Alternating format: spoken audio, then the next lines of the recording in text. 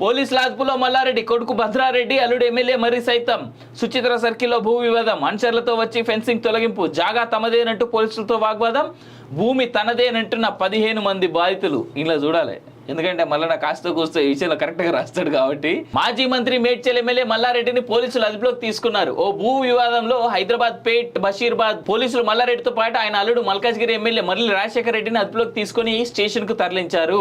తాను కొనుగోలు చేసిన భూమిని మరొకరు ఆక్రమించారని మల్లారెడ్డి ఆందోళనకు దిగారు. పోలీసులతో వాగ్వాదానికి దిగారు. దీంతో పరిస్థితి అదుపు తప్పే పరిస్థితి ఉండటంతో ఆయన అదుపులోకి తీసుకున్నారు. వివరాల్లోకి వెళ్తే సుచిత్ర పరిధిలోని సర్వే నెంబర్ 82లో భూ వివాదం ఉంది. మాజీ మంత్రి మల్లారెడ్డితో పాటు మరికొంతమంది స్థానికుల మధ్య ఈ వివాదం నడుస్తుంది. సర్వే నెంబర్ 82లోని 2.5 ఎకరాల భూమి. ఇది యాక్చువల్గా ఎకరం 11 గుంటలు కాదు, మొత్తం ఎకరం 29 గుంటలు ప్లస్ 3000 గజాలు. ఇగో సర్వే నెంబర్ 82లోని 2.5 ఎకరాల భూమి తనదేనంటూ మల్లారెడ్డి వాదిస్తున్నారు.